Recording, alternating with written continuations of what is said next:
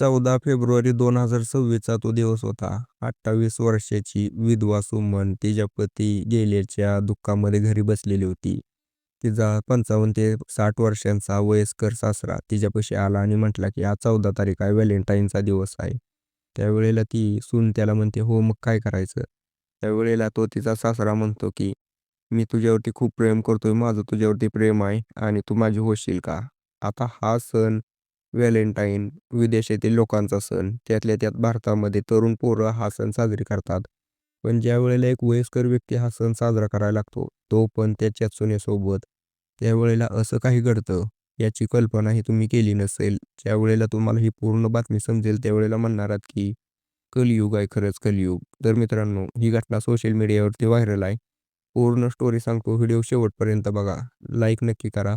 तर नमस्कार मित्रांनो, या घटनेची सुरुवात काही दिवसांपूर्वी अमित नावाचा एक व्यक्ती बाईक ॲक्सिडेंटमध्ये त्याचा मृत्यू होतो.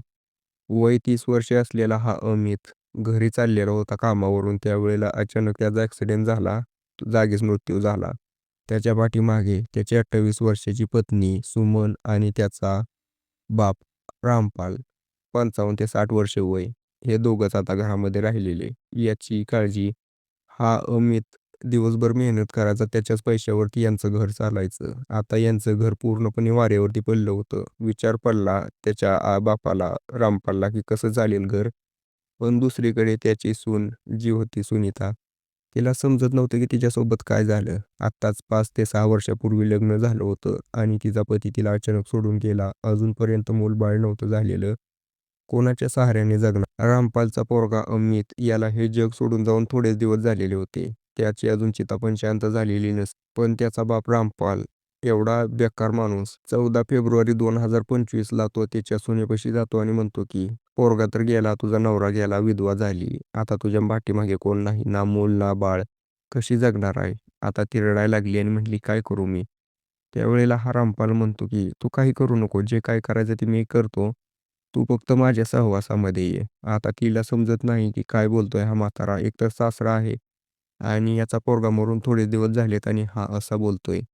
रामपाल म्हणाला की माझ्याकडे हे बघ, 1.5 ते 2 कोटी रुपयाची प्रॉपर्टी आहे. आता जेवढी पण जमीन आहे तेवढी तुझ्या नावावर करतो. आज मी तुझ्यावरती प्रेम करतो हे तुला सांगतो. तू माझ्यासोबत लग्न कर, पोरगा जाऊ दे गेलेला. मला समाजाची काही भीती नाही. फक्त तू माझ्यासोबत राहा, माझी सेवा कर, तू मालामाल होशील. आता ही 28 वर्षाची सुनीता, तिला समजत नाही की ही सासरा असा बोलतोय. एकतर पती काही दिवसापूर्वी गेलाय. आता म्हणली की एवढा विचार करण्यात काही वेळ घालवायचा विषय नाही. एकतर आपल्याला असा चान्स पुन्हा भेटणार नाही. मी जर याला नाही म्हटले तर हा नक्कीच बाहेर कुठेतरी जाऊन पैसे उडवल.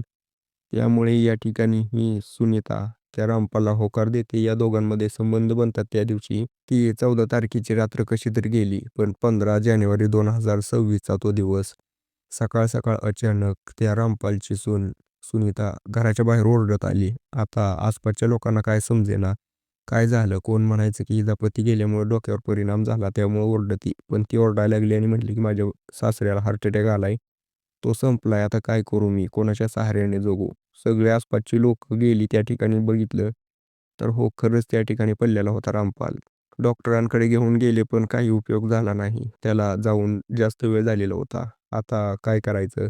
ही सुनीता तर म्हणत होती की हार्ट अटॅक आहे, पण हा हार्ट अटॅक नव्हता. याचा काहीतरी अपघात झालेला असा संशय होता डॉक्टरांना. डॉक्टरांनी पोलीस बोलवले. पोलिसांनी त्यांची जी प्रोसेस आहे ती केली. पोस्टमॉर्टमचा रिपोर्ट आल्यानंतर समजलं की याला कोणीतरी मारलेलं आहे गळा दाबून. आता कोणावरती शक घेणार? घरात तर एकटीच ही महिला होती सुनीता. हिच्यावरती तर शक कसा घ्यायचा? हिचाच पती थोडे दिवसापूर्वी गेला आणि सासऱ्याला कसं मारेल? पोलीस भरपूर चौकशी करत होते पण त्यांच्या हाती काही लागत नव्हतं. पण एक गोष्ट त्यांच्या हाती लागली ती बघून यांनी या सुनीताच्या घरी येऊन डायरेक्ट सुनीताला उचललं. आसपासची लोकं म्हणायची की काय वेडा झाला काय? काहीच दिवसामध्ये हिच्या डोक्यावरती दुःखाचा डोंगर कोसळला 2 वेळा आणि तुम्ही तिला उचलताय. पोलिसांनी तिथल्या आसपासच्या लोकांना समजावून सांगितले की विषय असा झालाय. हिला पोलीस स्टेशनमध्ये जाऊन चौकशी करायला चालू केली. त्यावेळेला पूर्ण सत्य बाहेर आलं. तर मित्रांनो, विषय असा झाला होता की ही जी सुनीता आहे, ज्यावेळेला हिचं लग्न झालं होतं, त्यावेळेलापासून एका शेजारच्या पोरासोबत प्रेम करत होती. लग्न होऊन 2-3 महिने झालं, घरी आली. त्यावेळेला थोडे दिवस तर पतीसोबत चांगल्या प्रकारे वागली. पण ही जी महिला होती सुनीता, पहिल्यापासून हिला अशी सवय होती की बाहेरच्या परपुरुषांसोबत संबंध करायची. तिला आता तिच्या पतीकडून नको वाटायचं, बाहेर कुठंतरी जावं वाटायचं. त्यांच्या शेजारी राहणारा राहुल नावाचा 23 वर्षाचा पोरगा, तिच्यापेक्षा 2 वर्षांनी लहान होता, पण तिला चालत होतं. त्याच्यासोबत तिचं जुळलं, दोघं संबंध बनवायचे. आता काही दिवसानंतर तिच्या पतीला शक आला होता. त्यामुळे त्याचा बाईक ॲक्सिडेंट घडवून राहुल आणि या सुनीताने त्याला संपवलं. या दोघांना वाटलं की आता यांच्या रस्त्यातला काटा गेला. पण त्यांना काय माहिती की तिचा सासरा रामपाल हिच्यावरती नजर ठेवून आहे. रामपालची ही नजर वाईट. रामपाल अगोदरपासूनच धोत्राचा डिल्ला होता. याचेही गावामध्ये खूप चर्चा. संबंधाच्या लफड्याच्या याने 10 ते 15 एकर जमीन अशीच घालवलेली होती. जसं की मी तुम्हाला सांगितलं, आता हा रामपाल तिच्यावरती नजर ठेवून होता. रामपालने विचारलं. त्या दिवशी तर तिने संबंध बनवले. पण हा रामपालची मागणी वाढतच गेली. म्हणायचं की लग्न कर. ही सुनीता म्हणायची की समाजाच्या मध्ये माझी इज्जत जाईल. आणि तसं पण तिला त्या राहुलसोबत लग्न करायचं होतं. त्यामुळे तिने नकार दिला. पण तो काय आता म्हटला की नाही भेटणार संपत्ती. त्यावेळेला तिने राहुलला फोन केला आणि झालेली पूर्ण घटना सांगितली. राहुल म्हणला की ठीक आहे. हा गेल्यानंतर तर सगळी संपत्ती तुझ्याकडे येणार आहे. आपण याचाच काटा काढून टाकू. आणि त्या दोघांनी त्या रात्री त्याच्यासोबत जे केलं ते तुम्हाला तर माहितीच आहे काय झालं त्याच्यासोबत.